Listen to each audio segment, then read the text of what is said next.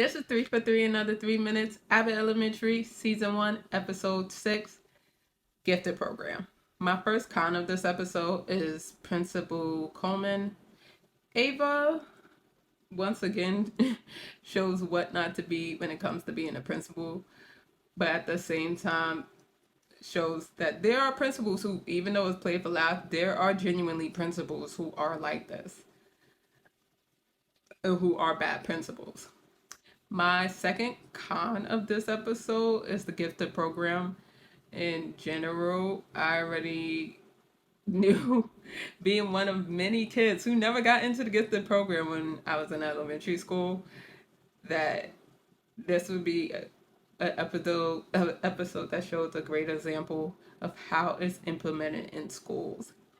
And my third con of this episode is, unfortunately, the eggs that was supposed to be chicken eggs actually being snake eggs. Um, Although it was used as a perfect example of my first pro of this episode, is Gregory Eddie explaining how when children are constantly being told that they're not that special, or like displayed that they're not getting what other kids are getting, it makes them feel left out. And I love that they showed this in this episode in a palatable, meaningful way. My second pro of this episode is Melissa going for it after her negative experience with her ex-husband. I could definitely say I could relate.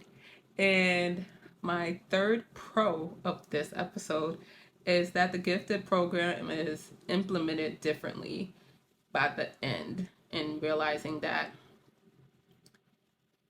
it shouldn't just be for a certain type of child.